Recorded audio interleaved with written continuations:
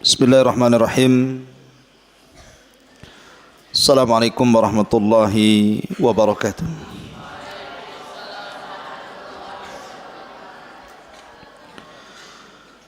Bihamdillah wassalatu wassalamu ala rasulillah wa ala alihi wa sahbihi wa mawalah wa la hawla wa la quwwata illa billahi wa ba'du. قال الله عز وجل يا أيها الذين آمنوا اتقوا الله حق تقاته ولا تموتن إلا وأنتم مسلمون أما بعد. Ma'asyiral muslimin yang dimuliakan Allah Subhanahu wa taala, alhamdulillah di malam hari ini kembali kita duduk di Masjid Pesantren Jabal Uhud, Tiban, Batam. Salawat dan salam tak lupa kita aturkan kepada Rasul kita Nabi besar Muhammad sallallahu alaihi wa ala alihi wasallam. Pembahasan di malam hari ini kita akan membahas 5 peristiwa hidup setelah kematian. 5 peristiwa hidup setelah kematian. Dan semua tertuang dalam satu surat di dalam Al-Quranul Karim, surah Al-Baqarah. Jadi kita akan membahas 5 peristiwa hidup setelah kematian di dalam surah Al-Baqarah. Pertama, surah Al-Baqarah ayat 55 sampai 56. Ayat 55 sampai 56. Allah Subhanahu wa taala berfirman, "Wa idh qultum ya Musa lan nu'mina laka hatta nara Allah jahra fa akhadhatkumus sa'iqatu wa antum tanzurun thumma ba'atsnakum min ba'di mautikum la'allakum tashkurun." Allah Subhanahu wa taala berfirman, dan ingatlah ketika kalian berkata, wahai Musa, kami tidak akan beriman kepadamu sampai kami melihat Allah terang-terangan. Maka datanglah halilintar menyambar kalian, dan engkau melihat halilintar itu. Kemudian halilintar itu membunuh semua orang. Thumma ba'atsnakum min ba'di mautikum, tetapi setelah itu kami bangkitkan kembali kalian setelah kematian kalian. La'allakum tashkurun, agar kalian bersyukur. Bagaimana kisahnya? 2 ayat dalam surah Al-Baqarah 55 dan 56. Begini ikhwan, coba perhatikan, jangan ribut. Jadi ketika Nabi Musa alaihi salatu wassalam menghukum Bani Israel gara-gara mereka menyembah patung anak sapi yang dibuat oleh Samiri. Jadi ada orang namanya Samiri, munafiknya Bani Israel, membuat patung anak sapi dari emas. Lah Samiri ini memiliki tanah bekas pijakan kaki kuda Jibril. Jadi ketika Samiri melihat Jibril sedang berjalan bersama Nabi Musa saat Fir'aun ditenggelamkan, maka Samiri melihat pijakan kaki kuda itu, kemudian bekas pijakannya tanahnya diambil. Kemudian setelah itu, karena Samiri mengutip emas-emas yang dibuang Bani Israel, karena itu emas-emas harta rampasan dari orang-orangnya Fir'aun di Mesir, maka mereka buang karena tidak boleh dibawa. Tetapi oleh Samiri dikutip emas itu, kemudian dicetak jadi patung sapi dari emas. Setelah dicetak jadi patung sapi, tanah bekas pijakan kaki kuda Jibril itu disiramkan ke dalam patung anak sapi itu. Tiba-tiba bersuara, lahu khuar, dalam Quran disebutkan, tiba-tiba suara keluar dari patung anak sapi itu. Gimana suara sapi? Oh, ya. Ma'asyiral muslimin yang dimuliakan Allah Subhanahu wa taala. Lah ketika itu Nabi Musa sedang meninggalkan Bani Israel selama 40 malam untuk mengambil Taurat. Tiba-tiba Samiri mengatakan kepada Bani Israel, lihat, Musa nabi kalian cari Tuhan jauh sekali sampai harus ke Bukit Saina, padahal Tuhannya ada di sini, maksudnya patung anak sapi. Maka 70.000 Bani Israel murtad, menyembah patung anak sapi yang dirangkai Samiri dan meninggalkan agama tauhid. Maka sepulangnya Nabi Musa alaihi salatu wassalam dari Bukit Saina dan membawa Taurat serta papan Taurat, melihat 70 Bani Israel murtad, maka Musa pun murka. Kemudian memanggil Harun saudaranya, kemudian memanggil Samiri, akhirnya mengusir Samiri, kemudian menghukum Bani Israel berdasarkan Taurat dengan cara sebagai hukumannya dan sebagai tobatnya karena mereka sudah murtad, maka mereka harus saling tusuk-tusukan satu dengan yang lainnya, saling bunuh-bunuhan dengan satu dengan yang lainnya, sama-sama pegang pisau. Begitu cara tobatnya. Tusuk sini, kamu tusuk saya tusuk kamu. Ya. Akhirnya 70.000 orang itu semua mati. Awalnya mereka nggak mau,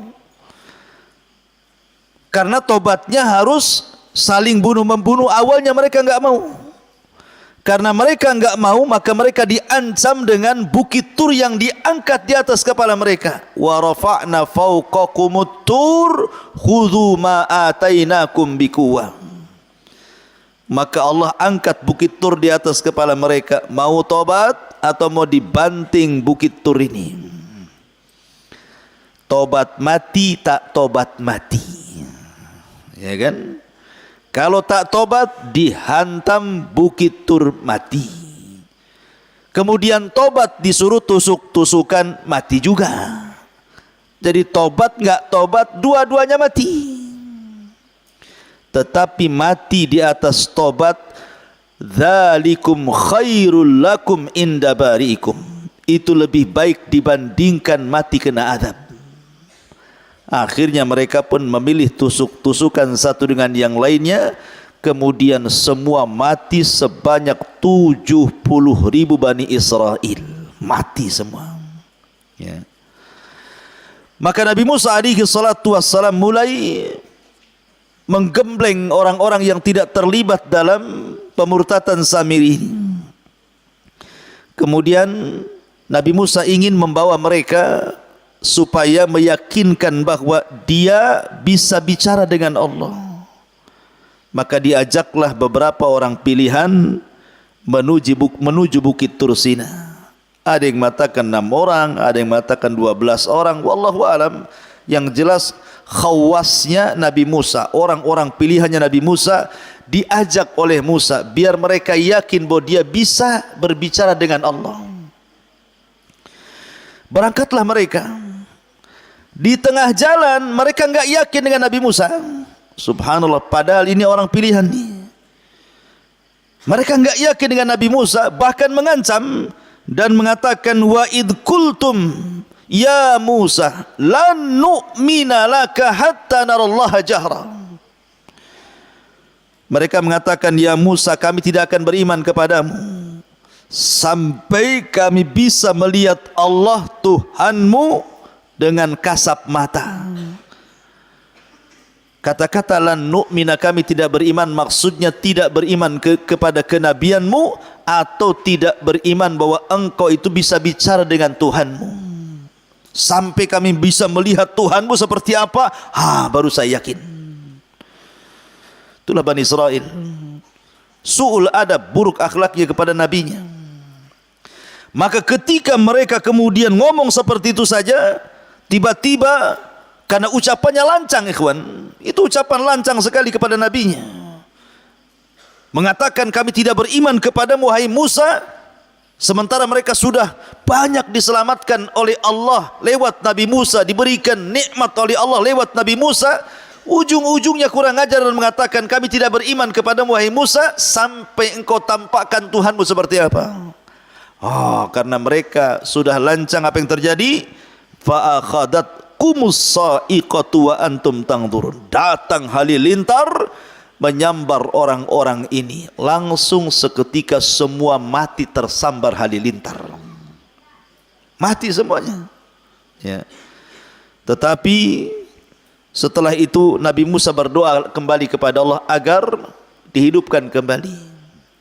Maka Allah katakan, "Tsumma ba'atsnakum mim ba'di mautikum la'allakum tashkurun." Kemudian kami bangkitkan kembali kalian setelah kematian kalian agar kalian bersyukur. Maka di sini terjadi qudratullah, kuasa Allah, orang mati bisa hidup lagi. Ini kisah yang pertama. Kisah yang kedua terdapat dalam surah Al-Baqarah ayat 67 sampai 73. Ada kisah yang disebut Baqaratu Bani Israel. Kisah Baqarah Bani Israel, sapi betina Bani Israel. Bagaimana kisahnya? Allah Subhanahu wa taala berfirman, wa id qala Musa liqaumihi innallaha ya'murukum an tadhbahu baqarah qalu atattakhiduna huzwa qala a'udzu billahi an akuna minal jahilin. Dan ingatlah ketika Musa berkata kepada kaumnya, sesungguhnya Allah perintahkan kepada kalian untuk menyembelih baqaratan, sapi betina. Qalu, mereka mengatakan, atattakhiduna huzwa, kau hendak main-main dengan kami wahai Musa? Maka Musa mengatakan, a'udzubillah, aku berlindung kepada Allah, an akuna minal jahilin, kalau aku termasuk orang jahil. Ceritanya begini. Di zaman Bani Israel ada orang kaya, kaya sekali, dan baik hati, suka sedekah, suka nyumbang, sehingga dicintai oleh Bani Israel. Kalau sudah kaya, dermawan, baik hati, pasti disukai orang.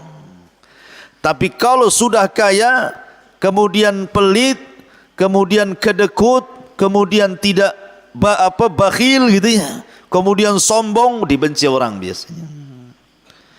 Lebih-lebih sudah miskin, kedekut lagi.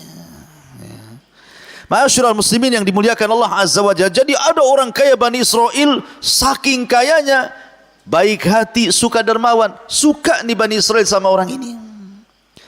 Masalahnya dia hidup tidak punya keturunan, maka dia mengambil anak saudaranya dijadikan anak angkatnya, ponaannya dijadikan anak angkatnya. Tapi ponaannya tak tahu diri. Dilihat pamannya kaya raya, kemudian dia sudah diangkat jadi anak angkatnya, terpikir nih, cemana caranya mengambil hartanya. Maka iblis masuk ke otaknya begini, kalau kau ingin mengambil kekayaannya, bunuh pamanmu itu. Akhirnya malam-malam gelap-gelap, kemudian dia pun beraksi dibunuh pamannya. Bani Israel tidak tahu. Setelah dibunuh pamannya, digendonglah jasadnya. Kemudian dibawa kepada kabilah lain, diletakkan di depan rumah kabilah lain, supaya nanti dia dapat uang diatnya. Nanti orang nuduh kabilah itu yang bunuh. Kalau dalam hukum Islam, kalau bunuh dibalas bunuh, kalau tidak diat bayar unta 100 ekor unta. Kan lumayan juga, sudah dapat warisan, dapat 100 ekor unta katanya. Serakah. Akhirnya betul-betul diletakkan paman yang sudah dibunuh itu, kemudian diletakkan di kabilah lain, dan dituduh bahwa kabilah itu sudah membunuh pamannya dan harus bayar diat. Licik kan? Pertama mau ngambil hartanya, yang kedua mau ngambil diatnya. Akhirnya kemudian kabilah yang diletakkan jasad paman itu tidak terima. Kenapa? Karena merasa tidak membunuh masalahnya. Loh, kami tidak membunuh, kok kami dituduh pula membunuh? Sementara kabilah dari pamannya itu bangkit dan menuduh bahwa kalian yang membunuhnya, dan provokatornya adalah ponaannya ini, anak dari pamannya, anak dari saudaranya orang kaya itulah yang memprovokasi orang jadi provokator. Seolah-olah orang itu dan kabilah itu yang membunuhnya, sampai mau perang dua kabilah gara-gara kasus ini. Akhirnya sebelum terjadi peperangan, orang-orang yang berakal di antara mereka berkumpul. Lah, ngapain kita perang? Kan kita punya Nabi Musa. Cobalah kita tanyakan sama Nabi Musa, kira-kira siapa yang membunuh orang ini? Boleh jadi ada solusi. Yuk kita berangkat kepada Nabi Musa. Kisah inilah baru dimulai. Maka berangkatlah mereka kepada Nabi Musa. Apa katanya? Wa idh qala Musa liqaumihi innallaha ya'murukum an tadhbahu baqarah. Setelah mereka datang kepada Nabi Musa, Musa pun berdoa kepada Allah, turun wahyu. Musa, katakan kepada Bani Israel, kalau ingin menyingkap pembunuhan, siapa dalang pembunuhnya, perintahkan Bani Israel, innallaha ya'murukum an tadhbahu baqarah. Allah memerintahkan kalian untuk menyembelih seekor sapi betina. Sampai di sini Allah mudahkan. Namanya sapi betina itu mudah dicari. Anda mau nyembelih yang kecil, yang besar, yang jantan, yang perawan gitu ya, ataupun sapi yang cacat, yang sehat, yang warna-warni, yang enggak berwarna gitu ya, boleh, silahkan. Yang penting sapi betina. Itu awalnya dimudahkan. Tapi Bani Israel ini suul adab, jelek akhlaknya sama nabinya. Mereka malah mengejek Nabi Musa dan mengatakan, atattakhiduna khuzwa, wahai Musa, kau hendak membodoh-bodohkan kami. Kami tanya siapa pembunuhnya, kau pula suruh kami menyembelih seekor sapi betina. Apa hubung kait antara pembunuhan dengan sapi betina? Tidak nyambung. Mereka tidak paham bahwa ini perintah Allah. Makanya Musa murka dan mengatakan, a'udzubillah an akuna minal jahilin. Aku berlindung kepada Allah. Ini seruan ini bukan karena kejahilanku, ini perintah Allah. Ya. Barulah kemudian mereka mau melaksanakannya, tapi mereka tanya macam-macam soal sapinya. Apa tanyanya? Qalu du'u lana rabbaka yubayyin lana mahi. Qala innahu yaqulu innaha baqaratun la faridun wala bikrun awanun baina dzalika faf'alu ma tu'marun. Mereka berkata, wahai Musa, berdoalah kepada Rabbmu, jelaskan kepada kami sapi betinanya kayak apa. Lihat bagaimana su'ul adab, buruk ucapan Bani Israel ini. Harusnya mereka mengatakan qalu du'u lana rabbana, bukan rabbaka. Itu kan Allah Tuhan kita, seolah-olah itu Tuhan Musa saja, bukan Tuhan Bani Israel. Mereka mengatakan, wahai Musa, berdoalah kepada Rabbmu, harusnya kepada Rabb kita kan begitu. Itu kan su'ul adab namanya. Coba doa sama Tuhanmu, seolah-olah dia tidak punya Tuhan. Coba terangkan sapinya kayak apa? Gitu ya. Maka Musa menjawab, sapinya itu la farid wala bikr, tidak terlalu tua, tidak terlalu muda, sedang-sedang saja. Sapinya sedang-sedang saja, tidak tua, ya tidak muda. Ya. Faf'alu ma tu'marun, sudahlah lakukan saja. Sebenarnya nyari sapi yang tengah-tengah banyak. Maksudnya yang tidak terlalu tua, tidak terlalu muda, lihat dari usia saja sudah dapat. Tapi mereka memang hendak memperberat diri, maka Allah beratkan sekalian. Fasyaddadu fasaddadallah. Ketika mereka hendak berat, Allah berikan berat. Kemudian mereka mengatakan, qalu ulana rabbaka yubayyilana ma launuha. Gini wahai Musa, nampaknya enggak jelas itu. Sekarang kami tanya warnanya lah. Kayak apa warnanya itu sapi itu? Maka Musa mengatakan warna sapinya, qala innahu yaqul innaha baqaratun safra faqi'un launuha tasurrun nadhirin. Oh, sapi betinanya warnanya kuning tua, artinya kuning pekat, enggak ada warna lain. Kan sulit ikhwan cari sapi betina warna kuning pekat, kuning tua, kecuali sapinya dipilok. Kan susah warnanya, mau nyari di mana? Ya, warna sapi kayak gini nih. Cukup tidak, faqi'ul launuha tasurrun nadhirin. Di mana kuning itu tidak ada warna lain kecuali kuning, dan kalau orang melihatnya langsung suka, karena tidak semua orang suka sapi kan, tapi khusus sapi ini kalau orang melihat langsung senang.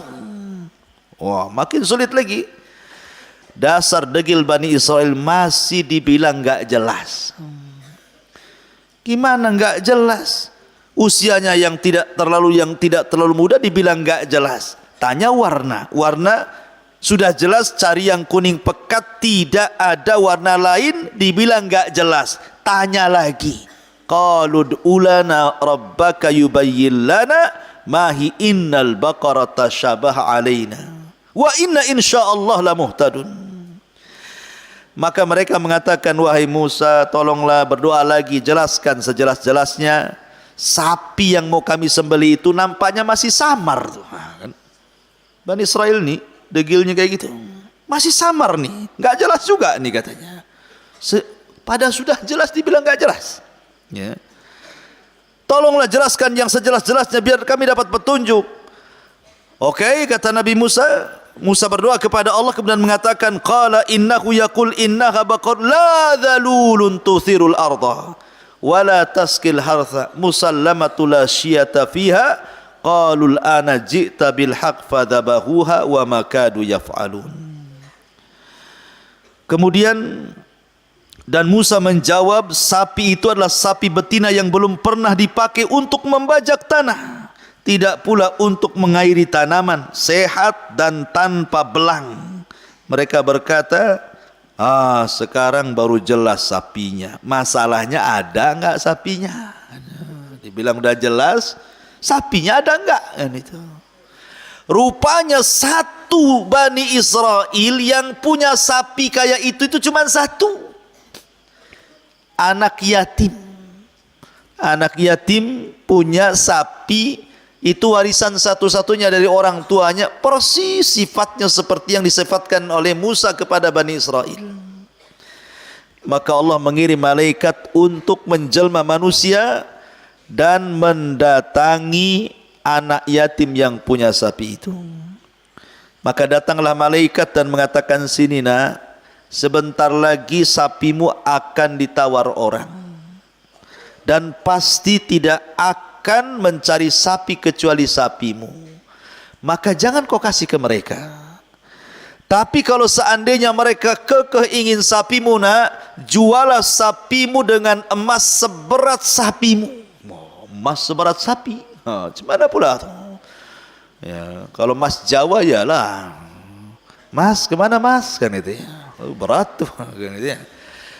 Tapi kalau emas ini, emas gelang, emas anting, emas kalung, ini seberat sapi dari mana?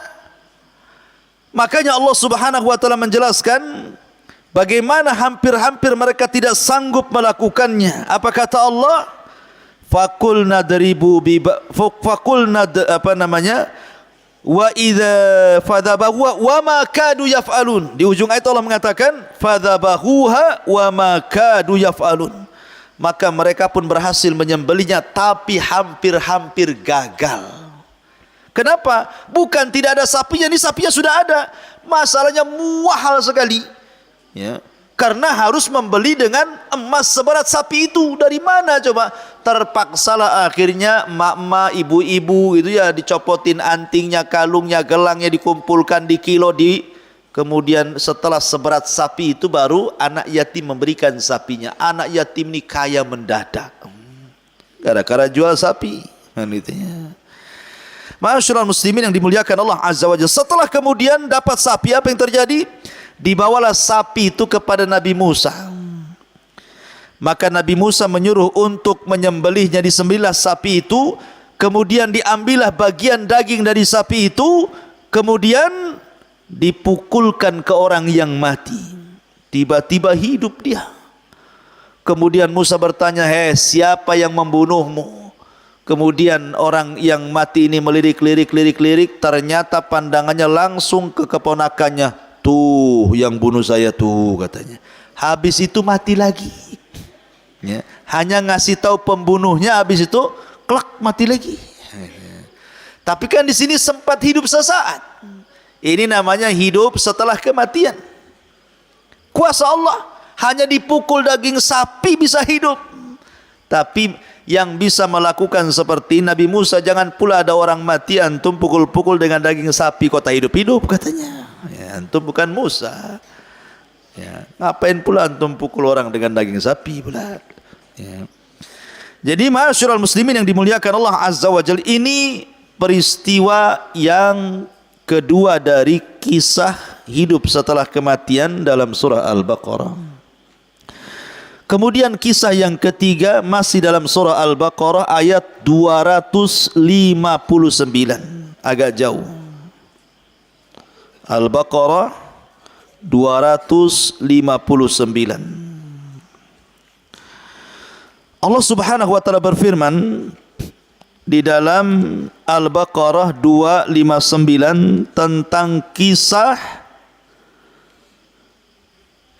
di mana Ibrahim alaihi salatu wassalam di mana ada seorang nabi yang dalam sejarah disebut Uzair. Kisah Nabi Uzair disebutkan dalam Al-Baqarah 259. Allah mengatakan, "Au kalladzi marra ala qaryatin wa hiya khawiyatun ala urushiha qala anna yuhyi hadhihi Allahu ba'da mautiha fa amatahu Allahu mi'ata amin thumma ba'athah qala kam labista qala labistu yawman aw ba'da yawm qala bal labista mi'ata amin fangdur ila ta'amika wa syarabika lam yatasannah wangdur ila himarika walinaj'alaka ayatan linnas wangdur ila al-idham kaifa nunsizuha thumma naqsuha lahma falamma tabayyana lahu qala a'lamu anna Allah ala kulli syai'in qadir." Kisahnya begini.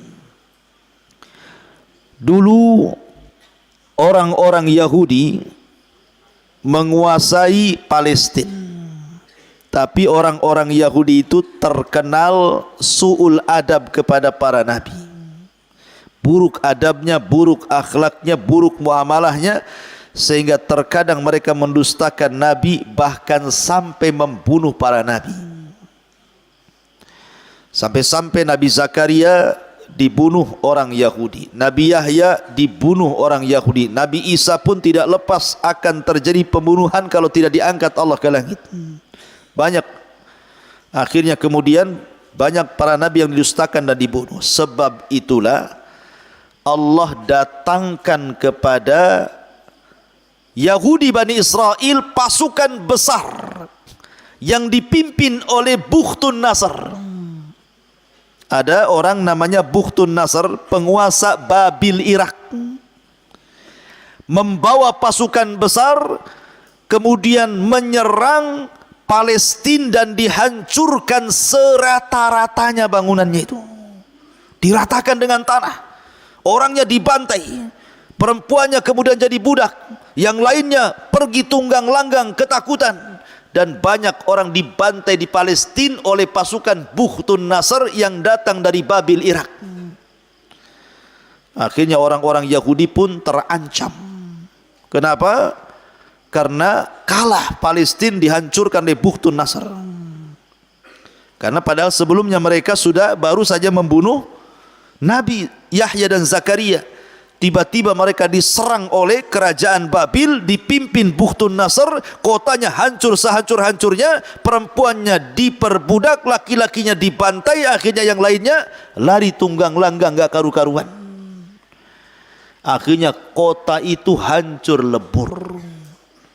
Kemudian Bukhtun Nasr pulang ke Irak membawa harta rampasan perang dan tawanan-tawanan perang. Kemudian tiba-tiba kota itu sudah hancur, tidak berpenghuni lagi, kota mati. Tiba-tiba ada seorang nabi lewat, namanya Uzair alaihi salam. Di sini cerita dimulai, au kalladzi marra ala qaryatin wa hiya khawiyatun ala urushiha. Atau seperti orang yang melewati sebuah negeri yang bangunan-bangunannya telah roboh hingga menutupi reruntuhan atap-atapnya. Jadi Nabi Uzair ini melihat Palestina yang tadinya megah, rame, sekarang sudah roboh. Enggak ada orang, bangunannya rusak. Ya. Maka Uzair pun berfikir, kemudian termenung dan mengatakan, anna yuhyi hadhillahu ba'da mautiha, kata Uzair. Mungkinkah Allah Subhanahu wa taala kembali menghidupkan kota setelah kematiannya? Uzair bukan mengingkari kuasa Allah, tidak. Seperti kita lah sekarang itu melihat Suria, perang Suria yang tadinya kota yang sangat indah, setelah terjadi perang bom sana sini akhirnya banyak yang rusak. Tentu kita berpikir kapan Suria seperti dulu. Nah, gitu ya. Mungkin gak dia bangkit lagi? Nah, Uzair mengatakan seperti itu ketika melihat Palestina hancur, dihancurkan Bukhtun Nasr. Uzair ini berpikir, barusan kemarin saya lewat kota ini indah, penuh dengan orang, bangunannya tinggi-tinggi, kok sekarang sudah roboh rata dengan tanah, tidak ada orang pun. Mungkin gak Allah mengembalikan kota ini seperti semula? Nah, itu dalam hati Uzair berpikir seperti itu.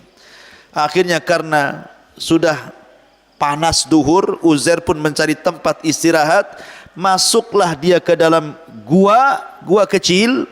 Kemudian dia pun menyandarkan, merebahkan badannya. Tiba-tiba tidur dan tidak bangun-bangun sampai 1 abad. 1 abad berapa? 100 tahun. Tidur 100 tahun, ikhwan. Antum aja tidur 2 hari itu udah malas luar biasa ya. 100 tahun tidur, puas enggak tuh tidur 100 tahun tuh? Antum enggak puas lah. Jadi akhirnya kemudian tidur 1 abad tuh, enggak bangun-bangun. Masya Allah, kuasa Allah. Lah Uzair ini membawa perbekalan makanan. Di makanan itu ada roti gitu ya. Lah ketika itu kan Uzair sedang buat roti itu. Jadi sedang ngadon roti dengan dikasih asir, dikasih jus gitu ya, dicampur biar lembut rotinya. Ditaruh di panci gitu. Kemudian keledainya diikat di samping gua, kemudian sambil nunggu makanan itu dia tidur. Rupanya ndak terasa 1 abad dia baru bangun. Apa yang terjadi dengan makanannya dan apa pula yang terjadi dengan keledainya? Disinilah kuasa Allahnya. Maka Allah Subhanahu wa taala kemudian bangunkan Uzair setelah fa'amatahullahu mi'ata amin. Setelah Allah buat Uzair itu diwafatkan, maksudnya ditidurkan selama 100 tahun 1 abad. Thumma ba'athah, tiba-tiba Allah bangunkan. Diutusnya malaikat suruh bangunkan, bangunkan Uzair tuh, udah lama, ada 100 tahun tuh dia tidur tuh. Akhirnya pun dibangunkan sama malaikat. Ditanya sama malaikat, kam labista, berapa lama kau sudah tinggal di sini Uzair? Kata Uzair, labistu yauman au ba'da yaum. Dia kaget, oh boleh jadi saya baru tidur 1 hari atau mungkin setengah hari katanya. Karena dia tidurnya ketika ditidurkan duhur, ketika dibangunkan asar. Disangkanya tidur dari duhur ke asar, padahal sudah 1 abad dia tidur. Ya. Akhirnya kemudian dijelaskanlah sama malaikat ini. Malaikat ini mengatakan, ya Uzair, bal labista mi'ata amin. Engkau sudah 100 tahun loh, bukan 1 hari setengah hari, 100 tahun kau tidur tuh. Fangdur ila ta'amika wa syarabika lam yatasanna. Lihat makanan yang dulu kau buat, kau adon dengan asir, dengan khubaz itu, roti dan jus itu, tidak berubah. 100 tahun tidak berubah. Mukjizat. Antum saja kalau buat susu, taruh di gelas, kemudian dibiarkan di lemari, bulan depan baru diminum. Kalau dipastikan mencret, pasti mencret. Berubah kan? Buat susu hari ini, bulan depan diminumnya, apa enggak mencret? Berubah. Ya, ini tidak berubah ini. Padahal sudah 1 abad makanannya enggak berubah. Begitu-gitu aja makanannya itu. Yang masalahnya bukan makanannya, keledainya enggak ada. Makanannya tidak berubah, keledainya tidak ada. Yang dilihat banyak tulang berserak-serak di situ. Jadi dia heran, ini makanannya ada, tapi keledai saya tak ada. Jadi kan disangkanya tidur sebentar masalahnya. Lain kalau makanannya sekalian enggak ada. Ini makannya enggak berubah, lam yatasanna, tidak berubah sama sekali. Tapi kok keledainya enggak ada, tapi kok banyak tulang di bawah ini. Akhirnya kemudian Allah Subhanahu wa taala berfirman, fangdur ila ta'amika wa syarabika lam yatasanna. Lihat makananmu, minuman enggak berubah kan? Tapi wangdur ila himarik, lihat sekarang keledaimu. Walinaj'alaka ayatan linnas, kami akan jadikan keledai itu tanda kuasa Allah bagi manusia. Wangdur ilal idhami kaifa nunsijuha thumma naqsuha lahma. Lihat bagaimana tulang akan dibalut kembali dengan daging dan akan hidup lagi. Tiba-tiba Allah Subhanahu wa taala menghidupkan keledai di hadapan Uzair. Tiba-tiba tulangnya pada bergerak, kemudian mendekat, kemudian menyambung satu demi satu. Tulang itu keluar semua, bergerak sendiri, kemudian saling menyambung, jadilah kerangka keledai. Ini tulangnya. Setelah tulangnya terangkai, tiba-tiba Allah Subhanahu wa taala mengirim daging-daging yang melesat dari mana-mana, nempel di tulang-tulang itu. Kemudian dibungkus lagi dengan kulitnya, jadilah keledai Uzair hidup lagi, ditiupkan ruh, tiba-tiba berteriak seolah-olah kiamat dibangkitkan. Uzair hanya mangap aja. Gitu. Kok bisa? Ini kuasa Allah Azza wa Jalla. Kenapa? Uzair bingung, ini ada apa ini? Kok bisa keledainya tiba-tiba tulangnya terangkai sendiri, daging yang tak datang dari mana nempel lagi, kemudian dibungkus kulit lagi, tiba-tiba ditiupkan ruh dan berteriak keledainya Uzair seolah-olah kiamat dibangkitkan. Maksudnya begini, bagaimana Allah menghidupkan dari kematian keledai ini supaya jadi peringatan bahwa tidak ada yang mustahil bagi Allah. Karena Uzair kan 100 tahun sebelumnya mengatakan mungkin enggak kota ini hidup lagi. Ternyata setelah diwafatkan atau ditidurkan 100 tahun, kemudian Allah memberikan contoh dia bisa menghidupkan keledai setelah kematiannya. Apalagi hanya menghidupkan kota itu kecil, gampang bagi Allah. Tiba-tiba kemudian dia keluar, bawa keledainya, bawa makanannya. Tadinya kota yang hancur, lebur, berantakan, rupanya kota itu sudah kembali ramai, kembali bangunannya megah-megah, kembali ekonominya jalan lagi.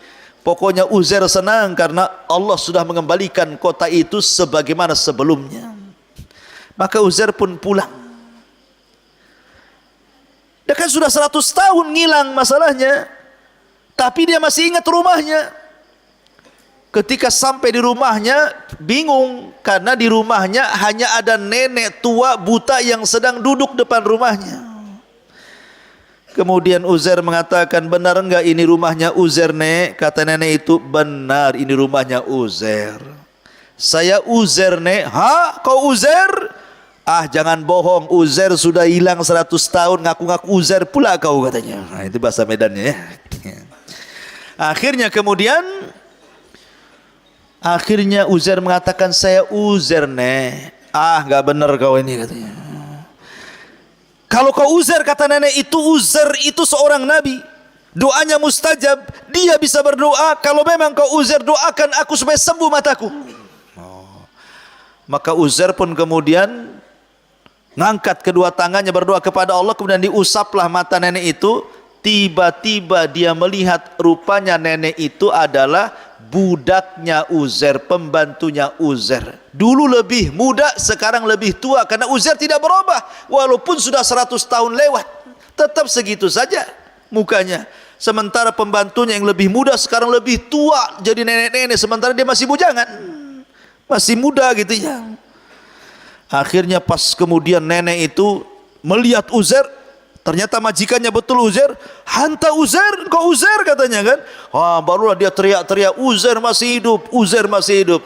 Akhirnya kemudian ketemulah dengan salah satu putra Uzair. Uzair putranya nggak percaya, putranya udah tua juga, bapaknya masih muda gitu ya. Karena yang 100 tahun nggak dihitung masalahnya. Kalau kau adalah bapakku, katanya, bapakku itu pernah menyembunyikan Taurat sebelum Bukhtun Nasr menghancurkan Palestina. Ah, sekarang di mana Taurat itu?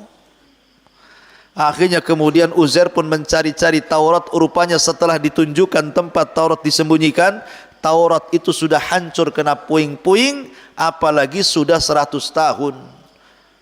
Akhirnya Allah Subhanahu wa taala anugerahkan kepada Uzair ingatan mampu menghafal Taurat yang tidak dimiliki kepada Nabi Musa, sehingga dia bacakan Taurat lewat hafalannya. Sejak itulah orang Yahudi menganggap Uzair itu anak Tuhan. Wa qalatil Yahud Uzair ibnullah wa qalatin Nasara al-Masih ibnullah. Orang Yahudi mengatakan Uzair itu anak Allah. Ini peristiwa yang ketiga. Kemudian peristiwa yang keempat, Allah Subhanahu wa taala juga menceritakan hal yang sama tentang kisah Nabi Ibrahim ayat setelahnya. Langsung setelah kisah Uzair, langsung ayat 260-nya diceritakan. Wa idh qala Ibrahimu rabbi arini kaifa tuhyil mauta qala awalam tu'min qala bala walakin liyatma'inna qalbi qala faqud arba'atan minat tayri fasurhunna ilaika thumma ij'al ala kulli jabali minhunna juz'a thumma ud'uhunna ya'tinaka sa'ya wa'lam annallaha azizun hakim. Dan ingatlah ketika Ibrahim berkata, ya Tuhanku, perlihatkanlah kepadaku bagaimana engkau menghidupkan orang mati. Allah berfirman, belum percayakah engkau wahai Ibrahim? Maka Ibrahim menjawab, aku percaya Rabb, tetapi agar hatiku tenang. Maka Allah berfirman, kalau begitu ambillah 4 ekor burung. Ada yang mengatakan 4 ekor burung itu 1 ayam, 1 entok, 1 burung, 1 apa ya tafsirannya gitu. Yang jelas dia jenis burung. Kemudian cincanglah 4 burung itu. Kemudian letakkan di masing-masing bukit 1 bagian, kemudian panggillah mereka, niscaya mereka akan datang kepadamu dengan segera. Ketahuilah Allah Maha Perkasa dan Maha Bijaksana. Jadi Nabi Ibrahim, dan dia Khalilur Rahman, meminta kepada Allah Azza wa Jal agar menerangkan bagaimana Allah Subhanahu wa taala menghidupkan setelah kematian di hari kebangkitan. Maka Allah mengatakan, ya Ibrahim, kau tidak percaya aku akan membangkitkan manusia di hari kebangkitan? Kata Ibrahim, tidak, aku yakin, cuma aku biar tenang saja ya Rabb. Ah, kalau begitu begini, kau tangkap 4 burung itu, kau cincang, letakkan kepalanya di Jabal Uhud 1, ya, badannya di mana? Di Himalaya sana 1, ya, buntutnya di mana? Di mana? Oh, di Bandung sana, di Padang 1, Sumatera mana lagi? Di Alor sana, di Flores sana. Cari mana Himalaya sana. Jadi seandainya ini Kita contohkan, letakkan gunung sana, letakkan gunung sana, letakkan gunung sana, kepalanya sana, kakinya sini, badannya di sini. Akhirnya Ibrahim melakukannya. Kemudian setelah itu Allah katakan, panggil sekarang. Tiba-tiba ketika dipanggil, burung itu melesat, kepalanya lari, kakinya lari, badannya lari, sambil melayang terangkai sendiri. Tiba-tiba datang menghadap Ibrahim, sudah hidup kembali. Wah, luar biasa. Ya. Itu mukjizat Ibrahim. Kalau antum nyincang burung, ya ujung-ujungnya antum masak lah. Tidak mungkin dibalikan hidup lagi. Ya. Karena manusia tidak bisa menghidupkan yang seperti itu. Ini kisah yang keberapa? Yang keempat. Masih dalam surah Al-Baqarah. Kemudian kisah yang kelima, yang terakhir adalah kisah apa namanya? Kisah apa? Masih surah Al-Baqarah. Oh, kisah Nabi Hazkiel. Al-Baqarah 243. Ini yang terakhir ya. 243. Kisah Nabi Hazkiel 243. Allah Subhanahu wa taala berfirman 243, Alam tara ilal ladzina kharaju min diyarihim wa hum ulufun hadaral maut faqala lahumullahu mutu thumma ahyahum innallaha ladzu fadlin 'alan nas walakinna aktsaran nasi la yashkurun. Tidakkah engkau lihat kepada orang-orang yang mereka keluar dari negeri mereka dan jumlah mereka uluf ribuan karena menghindari kematian. Maka Allah berfirman kepada mereka, matilah kalian. Kemudian mereka mati. Kemudian Allah katakan, hiduplah kalian. Maka mereka pun hidup. Sesungguhnya Allah sungguh pemilik keagungan atas manusia, akan tapi kebanyakan manusia tidak bersyukur. Jadi begini kisahnya ikhwan, kisah Nabi Hazkiel ini. Jadi di Bani Israel itu pernah terjadi semacam corona. Dulu kan awal-awal corona di mana? Di Wuhan, Cina kan. Beritanya kan heboh tuh. Ya. Sampai mayat bergelimpang-gelimpangan tuh, enggak karu-karuan di jalan-jalan, sampai daerah negeri mana itu sampai enggak terurus jenazahnya. Meninggal geletak di jalan di mana-mana gitu ya. Macam itulah di zaman Bani Israel terjadi wabah yang disebut dengan wabah taun. Jadi datang taun membunuh ribuan jiwa Bani Israel, lah yang selamat keluar. Yang selamat keluar karena takut tertular taun. Akhirnya yang selamat tidak terkena taun itu mereka karena takut tertular, mereka keluar dari negerinya. Akhirnya mereka cari tempat yang selamat. Ketika sampai di tempat yang jauh dari tempat asal mereka terkena wabah, tiba-tiba baru sampai di tempat itu, rupanya malaikat maut sudah nunggu mereka. Tujuannya menghindar taun supaya jangan terkena penyakit taun agar tidak mati. Mereka keluar dari negerinya, sampai di tempat yang dikira selamat, tiba-tiba malaikat maut pula ada di situ. Lah, ini gimana ceritanya? Menghindar kematian, jatuh ke kematian namanya. Maka ketika mereka sampai melihat malaikat maut, maka Allah perintahkan malaikat maut cabut mereka semuanya nyawanya itu. Akhirnya ribuan orang yang mengungsi mati semua. Kata para ulama, al-qadaru la yamna al-hadaru la yamna'ul qadaru. Al-hadaru la yamna'ul qadar. Bahwa menghindar dari takdir tidak mencegah adanya takdir. Menghindar dari kematian pasti akan dihadapkan dengan kematian lain.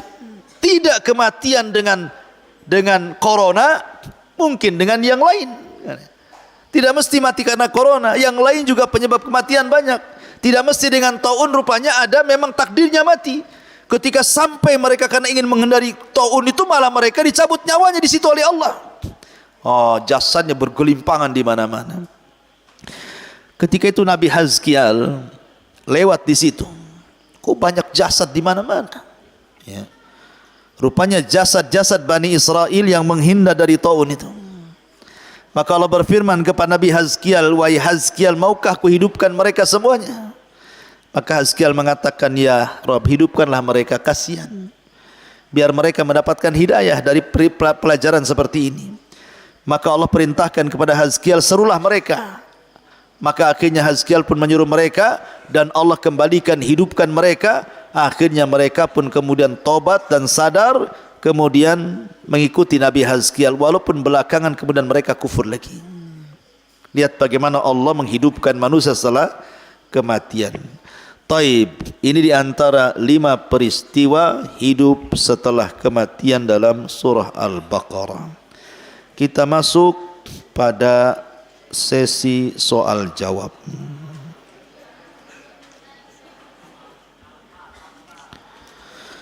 Taib.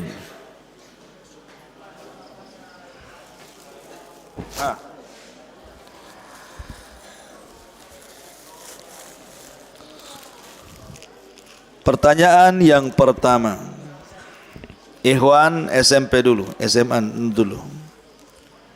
SMP dari kiri sebelah sana, kanan tunggu dulu. Pertanyaannya, siapakah Nabi yang tidur 100 tahun? Jangan ribut. Yang dekat dulu aja antum. Cepat. Nabi Ahsan.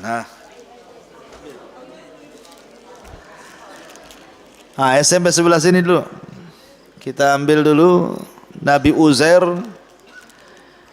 Nabi Uzair ketika ditidurkan 100 tahun, ya, yang berubah makanannya apa keledainya? Yang gemuk tuh. Fadal. Keledainya. Ahsana. Fadal.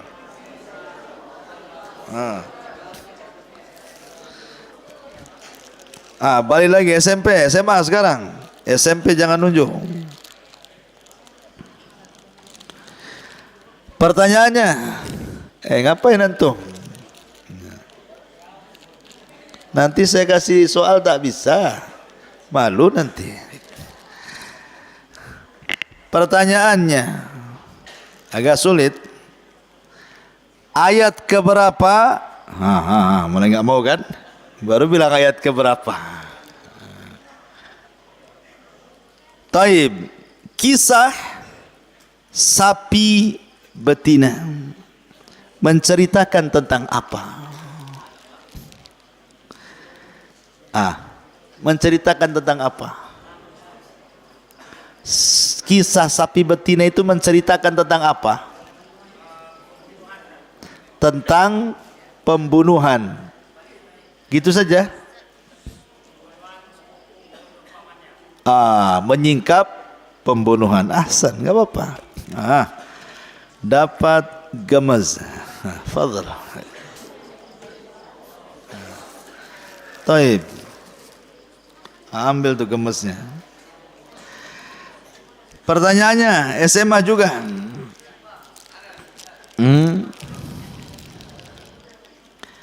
Sebutkan 3 kisah hidup dari kematian. Kisah apa saja? Secara singkat. Hidup setelah kematian yang baru saya jelaskan. 3 kisah hidup setelah kematian dalam surah Al-Baqarah. SMA, SMP. Antum. Lama antum. Betul. Azkial. Uzair. Nabi Ibrahim. Ahsan. Sisa 2. Kisah apa lagi? Antum.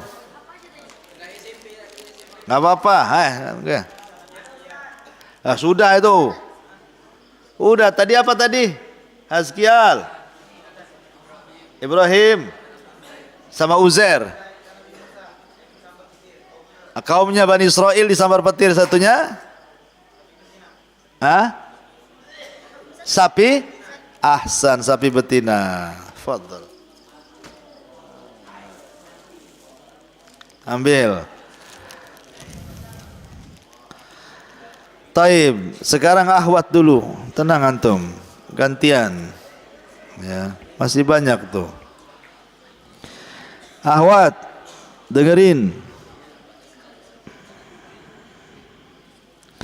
Kisah Uzair. Siapa yang menyerang Palestina dan membantai Yahudi serta menawan perempuannya dan dibawa ke Babil? Siapa raja yang menyerang menyerang Palestina itu?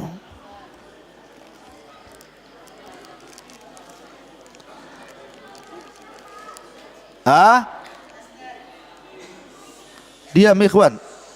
Diam. Antum tidak bisa diam.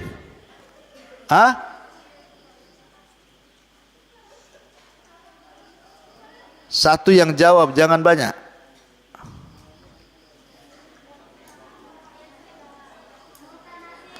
Bukhtun Nasr. Taib, ahsan. Bukhtun Nasir. Enggak apa-apa, Bukhtun Nasr. Ya. Ahsan. Dia raja negeri apa? Siapa yang tahu? Raja negeri apa Bukhtun Nasr?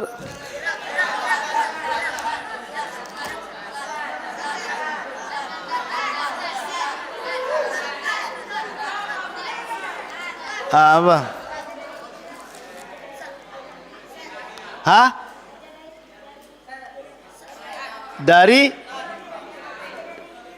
Dari Iran.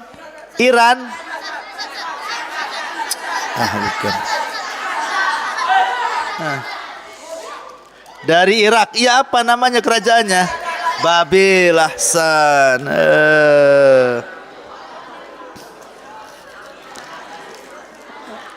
Ahwat, dengerin. Ahwat.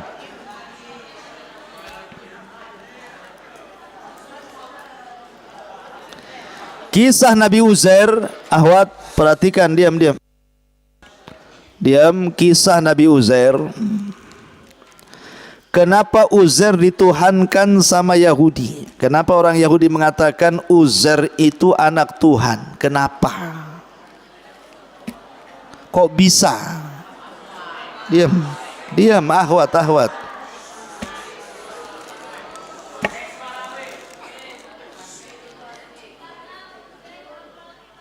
Ahsanti, karena Uzair hafal kitab Taurat yang tidak dihafal Musa. Taib. Satu lagi baru berpindah ke ikhwan. Perhatikan pertanyaannya. Masih menghidupkan dari kematian, kisah dari kematian Bani Israel. Kenapa Bani Israel disambar petir sampai mati? Apa alasannya Allah menyambar halilintar kepada mereka ketika mereka bersama Nabi Musa menuju Bukit Saina? Kenapa alasannya? Allah mengirim halilintar kemudian membunuh mereka. Akhwat, fadal.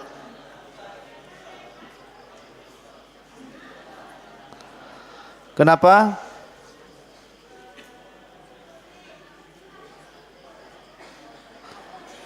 Halo?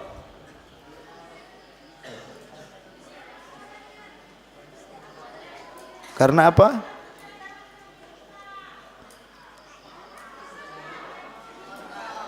Diam ikhwan. Antum nih buat rame aja. Ulangi. Karena mereka tidak beradab. Itu bukan alasan.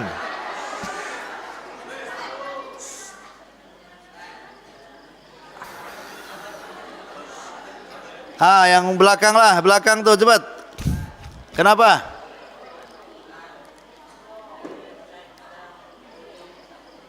Mereka tidak minta melihat Allah. Ahsan. Enak, fadal.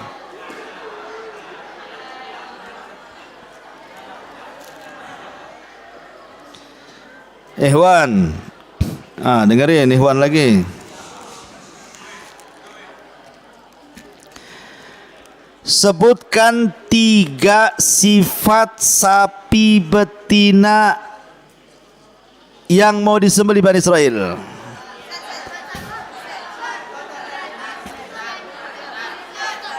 Antum.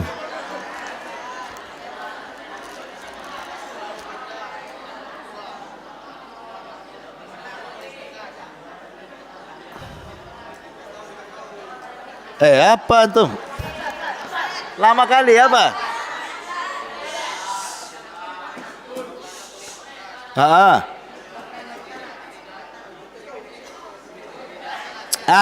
Lama antum. Antum, cepat. Iya.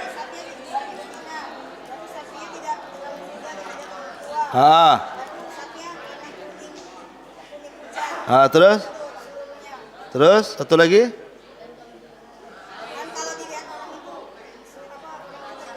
Tertarik. Terus satu lagi. Ahsan, belum pernah dibaca. Fadhal. Gitu kalau jawab, bisik gak jelas. Dengerin dulu. Taib. Pertanyaan selanjutnya, ikhwan. Siapa yang hafal kisah Baqarah Bani Israel? 1 ayat kan? 2 ayat, 3 ayat sampai selesailah. Innallaha ya'murukum an tadbahu baqarah. Siapa yang hafal ayatnya?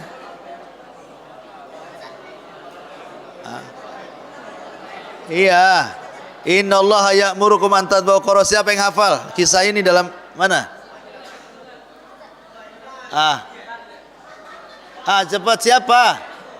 Antum aja lah. Lama kali. Innallaha ya'murukum an tadbahu baqarah. Teruskan.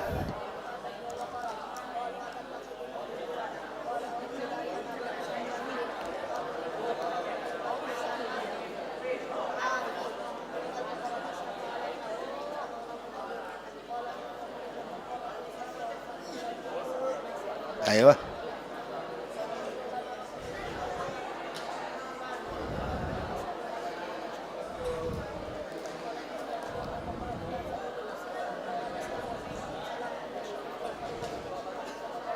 Ahsan, fadzabahuha wa makadu yaf'alun. Terakhir. Ya. Dengerin. Ahwat. Masa ahwat baru 2 tuh? Jelas. Pertanyaannya ahwat tentang kisah orang-orang yang menghindar taun kemudian mati dicabut nyawanya malaikat maut di tempat lain. Ada seorang nabi lewat itu. Siapa nama nabi itu?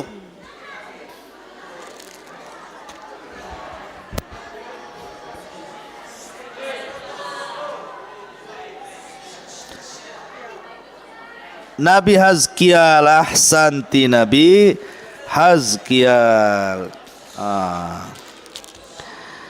Dapatlah 3. Taib. Akhwat lagi dengerin.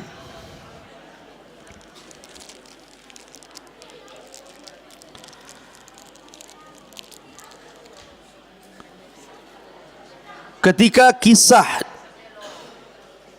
Nabi Ibrahim alaihi salatu wassalam, dia ingin meyakinkan bahwa dia ingin supaya Allah membuktikan dia sanggup membangkitkan manusia dari kematiannya. Maka Allah kemudian mencontohkan kepada Ibrahim. Contoh apa itu? Apa yang dicontohkan Allah kepada Ibrahim menunjukkan hidup setelah kematian itu?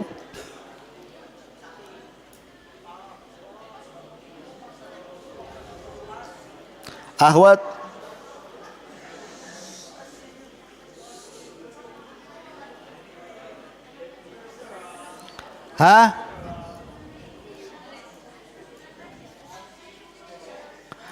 menyembelih burung. Berapa burungnya? 4. Ahsan. Dengan menyembelih burung 4 ekor. Taib. Nah, Ikhwan lagi, jangan ribut. Dengerin.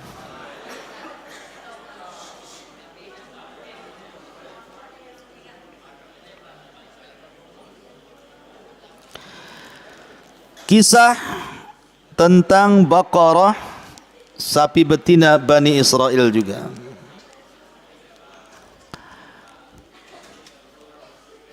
Siapa yang membunuh? Siapa yang membunuh? Orang kaya di zaman Bani Israel? Belum. Dengarin dulu.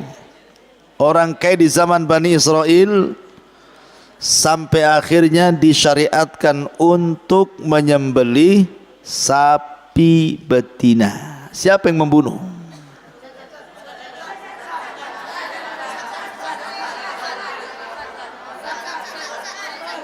Mana? Siapa? Boleh? Apa? Keponakannya? Boleh, ahsan. Ambil.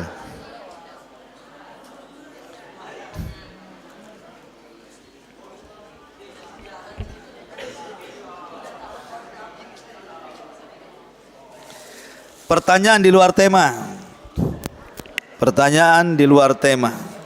Dengerin, tetapi ini sering saya sampaikan di kajian. Pertanyaan di luar tema. 1 bagi Ikhwan. Berapa jumlah para nabi dan rasul?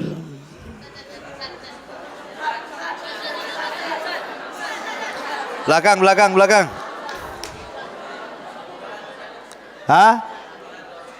1200? Siapa itu?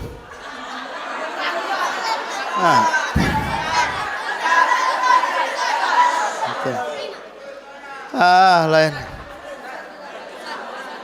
Antum. Apa?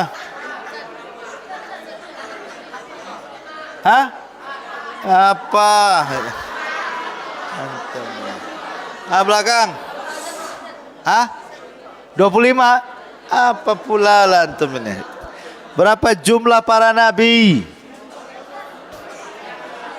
Berapa jumlah para nabi? Lama. Kita berapa? Bukan, pun nggak ada yang tahu.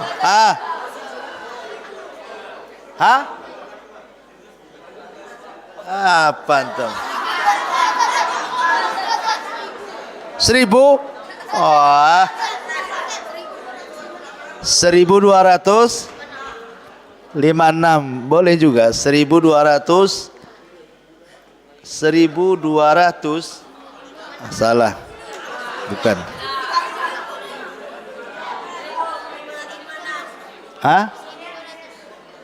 1200? Ada. Nggak ada yang tahu antum itu. Hari-hari dibahas kok nggak tahu. Jumlah nabi itu 120.000. Dengerin ya. 120.000. Dalam riwayat 120.000 4 nabi, 315 rasul. Yang kita kenal 25 nabi. Itu sering saya sampaikan di sini. Error antum. 1.500 apa pula antum jawab? Ya. Taib. Sebutkan 4 nabi Arab. 4 nabi Arab.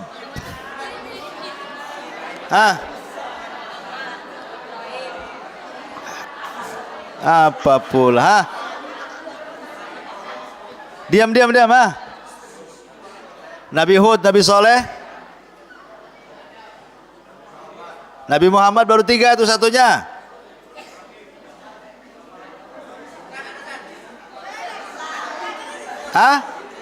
Apa pula? Ada salah duluan. Ah.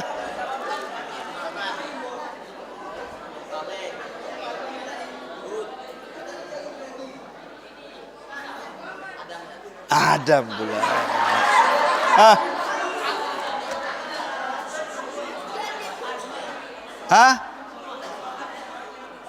Hud, Soleh, Nabi Muhammad, terus siapa lagi? Satu lagi siapa? Yunus pula. Hah? Hah?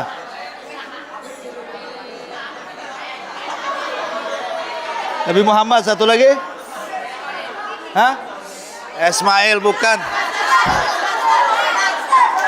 Apa?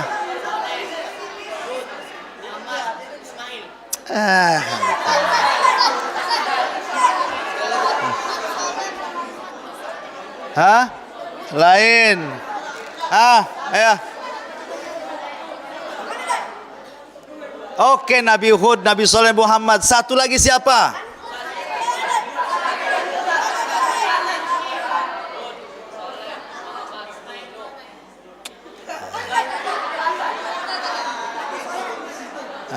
Nabi Soleh pula. Iya, satunya siapa? Nabi Nuh.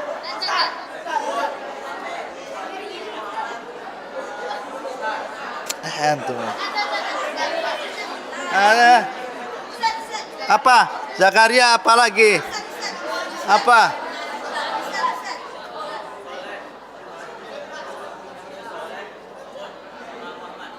Bukan apa? Siapa antum? Hah? Nabi Nuh pula, kacau. Ujung. Dapat.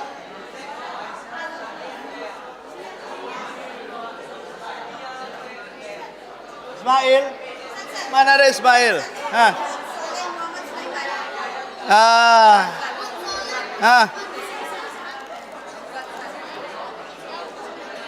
Aduh, nggak ada yang tahu, kawan. Sebanyak ini, awas kameranya kesentuh. Duduk.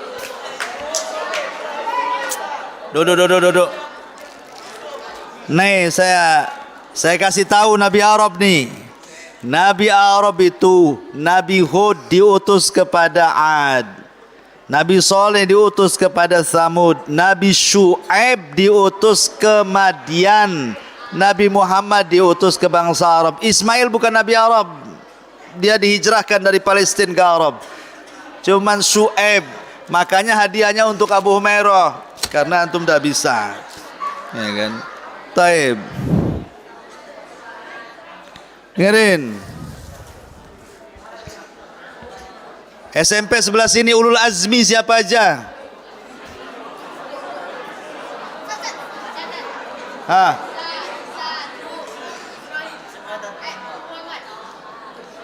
Satu.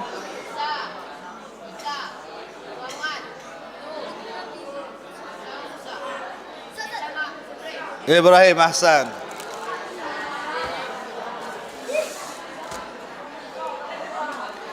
Siapa Nabi yang disebut Kalimur Rahman?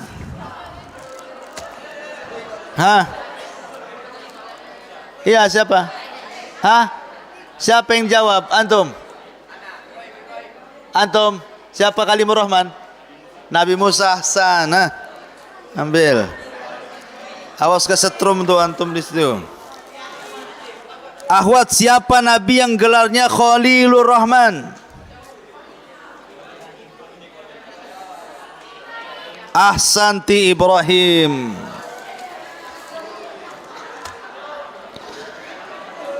Siapa Nabi yang disebut dengan Imamus Sabirin? Dikenal dengan kesabarannya siapa? Imam Mahdi. Nabi Yakub? Bukan. Nabi Ahsan, Ayub. Sini.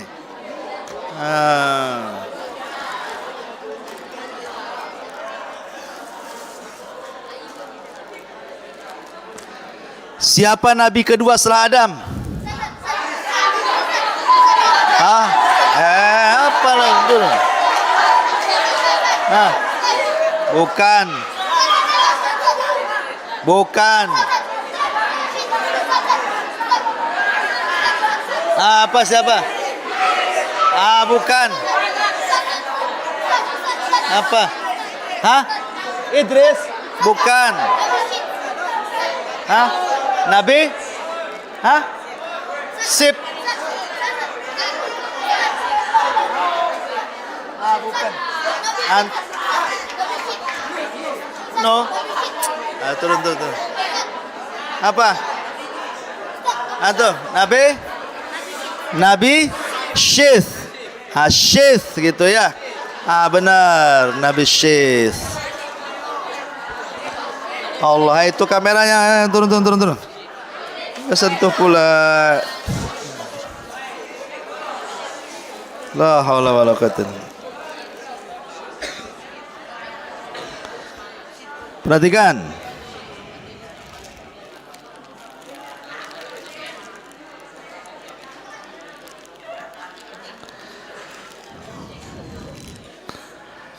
Nabi siapa?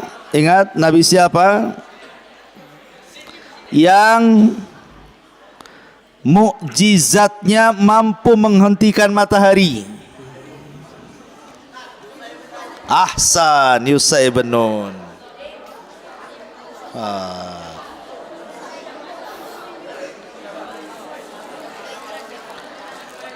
Nabi siapa yang menemani Musa berjumpa dengan Khidir?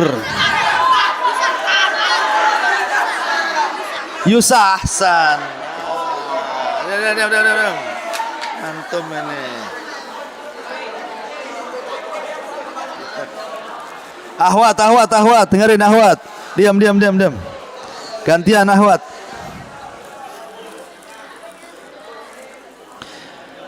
Ahwat, pertanyaan. Dapat voucher belanja 8.000 berlaku hingga 5 Desember 2021. Voucher. Tapi belanjanya di koperasi pondok, jangan di Pakci. Ini enggak berlaku. Ini di koperasi pondok. Jangan bawa voucher ini ke Indomaret, enggak laku. Taib, dengerin.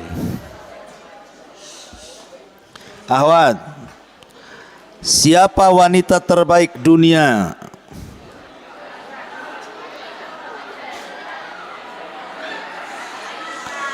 Diam. Ini akhwat yang ditanya, kok laki-laki yang sibuk.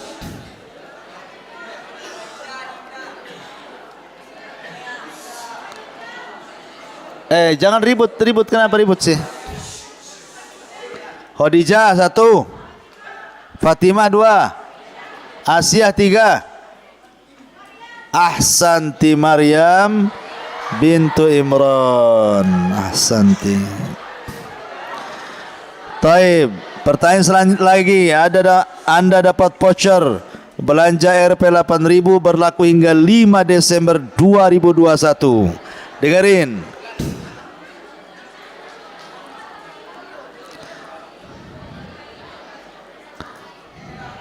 Siapa yang mengasuh Nabi Musa dari 4 wanita terbaik?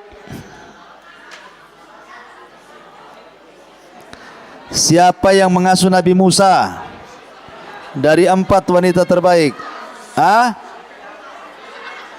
Asyah bintu Ahsanti, Asyah bintu Muzahim. Taib, dengerin dulu khusus akhwat, voucher lagi 1. Pertanyaannya, dengerin. Sebutkan 4 istri Nabi, 4 saja. Sebutkan namanya.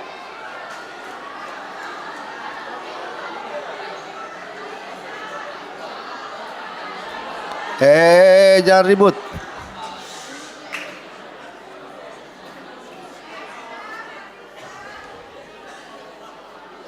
Khadijah. Iya, 1 lagi. Aywa, dapatlah voucher. Taib. Sebutkan 4 putri Nabi.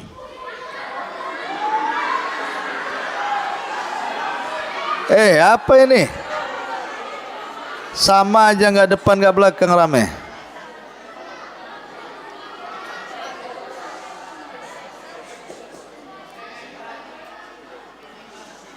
Ruqayyah, Ummu Kulsum. Ruqayyah, Ummu Kulsum, siapa lagi? Fatimah satunya. Zainab, ahsanti. Iya, sekarang Ikhwan, dengerin Ikhwan. Gantian, tinggal 3.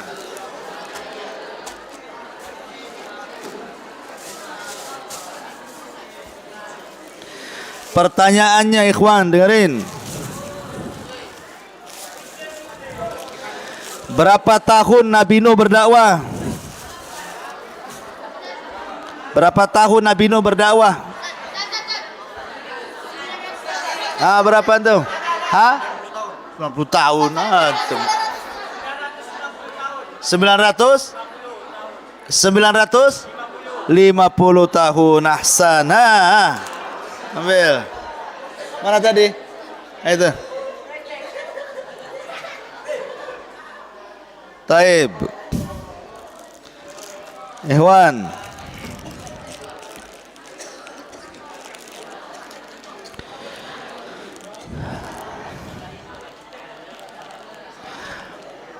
Nabi SAW, dengerin dulu, berjumpa dalam peristiwa Isra dan Mi'raj itu dengan beberapa nabi. Sebutkan 5 saja. Siapa yang dijumpai Nabi saat Isra Mi'raj?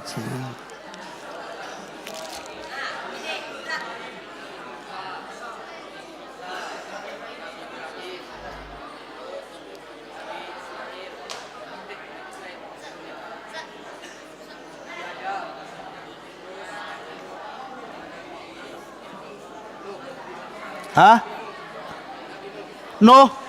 Ngaco. Antum. Cepat. Isa. Adam. Idris. Harun. Ibrahim. Ahsan. Dapatlah antum. Satu lagi. Jumbo. Perhatiin. Siapakah wanita di zaman Fir'aun yang digoreng gara-gara beriman?